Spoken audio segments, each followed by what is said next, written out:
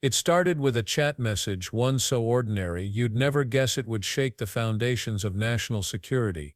A few lines in a private signal group filled with emojis, timestamps, and fighter jet codes. But buried in those casual exchanges was something no one outside a classified war room should ever see: the exact timing of U.S. military strikes. At first glance it looked like a coordination update: weather favorable, mission go, followed by launch times for F-18 Zents and MQ-9 Reapers. But when those messages leaked, the nation learned that top defense and intelligence officials were casually talking about active combat missions in a group chat, not a secured military network. A chat app, and that's when everything began to unravel. This morning we learned that the signal chat included the following update, forward-looking update from the Secretary of Defense. Time now, 11:44 Eastern Time. Weather is favorable. Just confirmed with CENTCOM. We are go for mission launch. 12:15 Eastern Time. F-18 launch. First strike package. 13:45 trigger-based F-18. First strike window starts. Target terrorist is at his known location, so should be on time. Also, strike drones launch. MQ-9s. 14:10. More F-18s launch. Second strike package. Do either of the directors want to reflect on their testimony yesterday in the context of what I just read? Sure. One, I was not on that signal chat. Two, I have not reviewed it. And three, as you just indicated, that was made public this morning. But, Director, you didn't, prior to yesterday's Senate, you were on the signal chat, correct? No. Okay, but did you review the material on the signal chat? No, I wasn't on it. Director Gabbard? Yes, Ranking Member. My answer yesterday was based on my recollection, or the lack thereof, on the details that were posted there. I was not, and what was shared today reflects the fact that I was not directly involved with that part of the signal chat, and replied at the end reflecting the effects, the very brief effects that the National Security Advisor had shared. So it's your testimony that less than 2 weeks ago, you were on a signal chat that had all of this information about F-18s and MQ-9 Reapers and targets on strike, and you in that 2-week period simply forgot that that was there. That's your testimony? My testimony is I did not recall the exact details of what was included there. That was not your testimony. Your testimony was that you were not aware of anything related to weapons packages, targets, and timing. As the testimony yesterday continued on, there were further questions related to that, where I acknowledged that there was conversation about weapons, and I don't remember the exact wording that I used, but I did not recall the specific details that were included. Director Gabbard, you've reasserted that there was no classified information. I think we can all agree that that information shouldn't have been out there. But let me ask you this. Are you familiar with the ODNI's classification guidance? I'm familiar with it. I've actually got a copy right here. If I read you a part of that guidance, I wonder if you could tell me what the level of classification indicated is. I'm reading from your classification guidance. And the criteria is information providing indication or advance warning that the U.S. or its allies are preparing an attack. Do you recall what your own guidance would suggest that be classified? I don't have the specifics in front of me, but it would point to what was shared would fall under the DoD's classification system, and the Secretary of Defense's authority. So let me help you, because there's a very clear answer. I guess you don't have it, but information providing, this is the ODNI guidance, information providing indication or advance warning that the U.S. or its allies are preparing an attack should be classified as top secret. Do you disagree with that? I don't disagree with that. I just point out that the DoD classification guidance is separate from the ODNI's classification guidance. Do you think it would be materially different? Ultimately, the Secretary of Defense holds the authority to classify or declassify. Do you think it's likely that DoD guidance is materially different from what I just read? I haven't reviewed the DoD guidance, so I can't comment.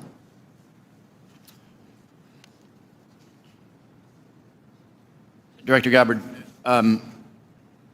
a lot of this suggests sort of a lack of sobriety. When there's punch emojis and fire emojis, it's a lack of sobriety. I don't mean that literally. But I have one last question for you, because I think people really listen to what you have to say. You, on March 15th, as DNI, retweeted a post from Ian Miles Chong, who is listed on RT, that's Russia Today's website, as, quote, a political and cultural commentator who has contributed content to RT since at least 2022. Director Gabbard, do you think that it's responsible for you as head of the intelligence community and the presidential intelligence advisor to retweet posts from individuals affiliated with Russian state media? That retweet came from my personal account, and I would have to go back to look at the substance of the tweet. Can I just so that we don't have... Because when Representative Jim Himes held up those messages during a live hearing and asked point blank whether that conversation included weapons, packages, targets, or timing, both officials, Director Patel and Director Gabbard, flatly denied it. Not that I'm aware of, they said, calm, confident, and completely sure of themselves. But the next morning the receipts surfaced. Every word, every timestamp, every emoji right there in black and white. And what followed was one of the most uncomfortable moments in recent political memory. Himes didn't just question them, he dismantled them. Director Patel, Director Gabbard, he began, this chat you claimed not to know about includes forward-looking updates from the Secretary of Defense himself. F-18 launch at 12:15, second strike package at 14:10, target at known location. Does that ring a bell? The silence in that room was suffocating. Patel tried to pivot, said he hadn't reviewed it, that he wasn't part of that thread. Gabbard, for her part, looked cornered. My answer yesterday was based on recollection, she stammered, or lack thereof. Lack thereof. These weren't forgotten lunch plans. This was a real-time operation involving drones, jets, and live targets, and she wanted the public to believe she simply didn't recall. Himes leaned forward, his voice measured but sharp. So you were on a signal chat less than 2 weeks ago that contained strike times, weapon systems, and target details, and you just forgot. She tried to recover. I did not recall the exact details, but it was too late. Her credibility wasn't just slipping, it was free-falling. Because when someone in her position, the Director of National Intelligence, says she doesn't remember a conversation that would be top secret under her own agency's rules, it raises one question no American wants to ask: who exactly is running the show? Himes knew it, so he pressed harder. Director Gabbard, you've said this information wasn't classified. Let me read you something. He held up a document, the ODNI classification guidance, her own playbook. It says here, quote, information providing advanced warning that the U.S. or its allies are preparing an attack shall be classified top secret. Do you disagree? You could almost feel the oxygen leave the room. Gabbard hesitated. I don't disagree, but DoD has its own classification guidance. That's when the mood shifted from tense to surreal. She was the one in charge of the intelligence community, and she was hiding behind bureaucratic fine print. Himes didn't let her off easy. Do you think the DoD guidance is materially different from what I just read? I haven't reviewed the DoD guidance, she replied. In that moment the hearing stopped being about policy. It became a test of judgment, responsibility, and truth. Because even if she hadn't meant to leak anything, the carelessness was staggering. And then came the part that set social media on fire. Himes looked straight at her. Director Gabbard, when you have punch emojis and fire emojis in a chat about F-18 strikes, that's not sobriety. That's not seriousness. He wasn't talking about alcohol, he was talking about attitude. The kind of reckless confidence that turns life-and-death military operations into meme material. And when you think about it, that's exactly what this scandal represents, not just a single breach but a mindset. One where the people entrusted with America's most sensitive secrets treat them like gossip in a group thread. But Himes wasn't done. He had one more card to play. He pulled up a screenshot, not from a government file but from social media, March 15th. A retweet from Gabbard's personal account, the post, from Ian Miles Chong, a commentator affiliated with RT, Russia's state-controlled media. The audience gasped. Even some members on her own side shifted uncomfortably. Director Gabbard, Himes asked, do you think it's responsible for the head of U.S. intelligence, the president's principal advisor, to retweet someone affiliated with a foreign propaganda outlet? Her answer was almost defiant. That came from my personal account. I have the right to express my views. And there it was, the line that broke everything. Because the moment you blur the boundary between your personal opinions and your national security role, you stop being an official. You start being a risk. Imagine how that sounded to America's allies, or to its enemies. The person in charge of the country's secrets sharing content linked to a foreign state outlet, while claiming the right to personal expression. It wasn't just tone deaf, it was dangerous. By this point, Patel looked like he wanted to disappear, because even though Gabbard was taking the heat, he wasn't off the hook. His reputation for turning the FBI into a loyalty test had already set the stage for this moment. Under his leadership, career professionals had been demoted, silenced, or fired,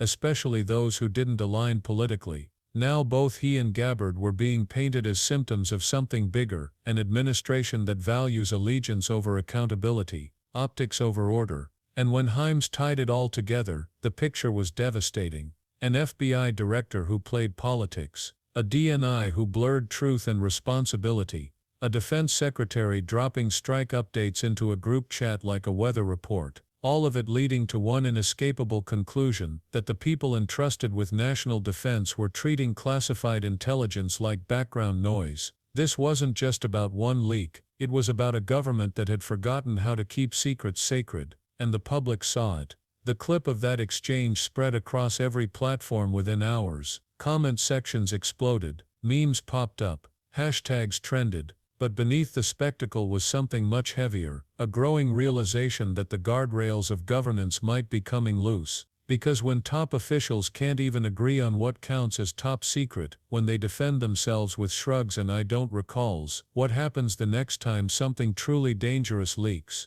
It's one thing for politicians to spin, it's another for intelligence leaders to forget. That's what Himes understood. His anger wasn't performative, it was patriotic. He wasn't grandstanding for headlines, he was sounding an alarm, because accountability only matters when those in power remember what they're accountable for, and that's what made this hearing different. It wasn't about ideology or partisanship, it was about competence. The Signal chat scandal wasn't a fluke, it was a mirror, a reflection of what happens when those entrusted with secrets start chasing clout, followers, or validation instead of security. Think about it. Emojis in a war briefing, a retweet from a foreign outlet, leaders defending themselves with I forgot. It's the perfect storm of vanity and negligence, and it tells us something deeply unsettling about how power works today. Because this isn't just about military discipline, it's about the culture that's formed around leadership itself. A culture obsessed with appearance, with being seen, liked, and followed, even when lives are on the line. That's the danger.